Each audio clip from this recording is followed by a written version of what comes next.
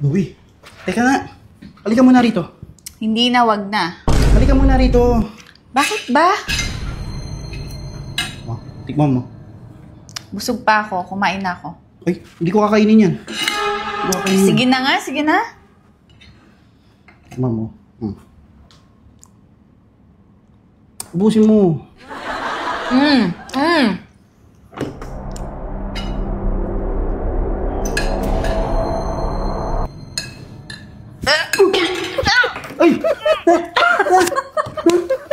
Walang lason yan, praning. Sir, pwede mo ko yung password ng wifi nyo? Pakis po na sa lips. Sir, ano na po password ng wifi nyo po? Ayun nga. Pakis mo na sa lips. Uy, si Uncle. Uncle! Uy, ano lutuin mo? Magpakya ako? Isda. Hindi. Tuyo. Bakit? Pwede ba yung tuyo? Kung ikaw ang tatanungin ko, ano masasabi mo? Hindi pwede. Oo nga, hindi nga. Tanong ka ng tanong. Alis ka dito? Galit ka na naman, nagtatanong lang yung tao.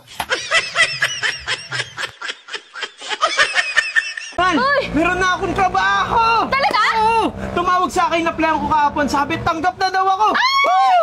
Thank you, thank you! Hoy, alam mo tuwang-tuwa ako. Alam mo kung bakit? Kasi hindi ka na makakasama sa mga tropa mo, hindi ka na mag-iinom, hindi ka na rin makakauwi ng gabi. Kaya taong bahay ka na rin. Bahay-trabaho, bahay-trabaho, bahay-trabaho. Teka lang. Ganun ba? Oo! So, kailan ka mag-i-start? Kaso tumawag sa akin kanina umaga eh. Ha? Sabi, puno na daw sila. Bali, next year na daw yung sunod na applyan. Excited pa naman ako. Guys, ito pala ang mga plastic bottle ng mineral water na wala ng laman. Pwede pa pala natin itong pagkakitaan. Nakita ko nga dito si Tatang at heto po pala yung kanyang hanap buhay. Binibili niya nga ito sa halagang 25 pesos, 2 piraso. Pumupunta nga siya sa ilang barangay para bilhin ang mga ito. Kahit sino pang lalaki yung palit mo, walang makakatagal dyan sa pag-uugali mo. Pagod na ako.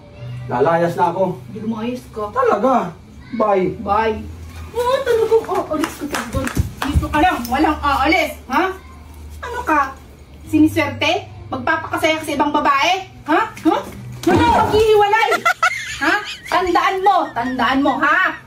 Akin ka lang, ha? Oh, magbati na tayo.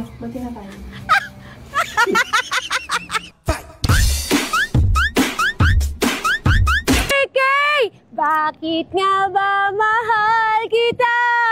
Kahit na... Tanga, nabagyan na lahat-lahat, kumanta ka pa! Ang kuya ko, napakababaero nun! Diyos ko, itatapon kita sa sabay ng mga subongero dyan sa taas! Hoy, anong oras na? Maglaba ka na, ang dami labahin eh! Mamaya naman, kakagising-gising lang eh. Ay, sayang ang init! Ay, ang dami na rin oh! Oh, huwag kang sumigaw. Ay, ano na? Huwag kang sumigaw. Tingnan mo, nawawala yung pagkaganda mo. Ang ganda-ganda mo kaya pagka hindi nagagalit. Sige na, ako na maglalaban nito! Ano? Anong sabi mo sa akin? Hinatid mo siya kasi wala siyang masakyan. O bakit? Wala siyang paa? Sana, lagi kayong mag-ingat na. Iwasan nyo yung mga tricycle. Kasi hintayin nyo yung truck. Teka, kape nga po. Uy kuya, buti pumunta ka dito. Ilang kape? Isa lang po. Bakit po? Sisingilin kita sa utang mo eh. Utang? Hindi po ako utang.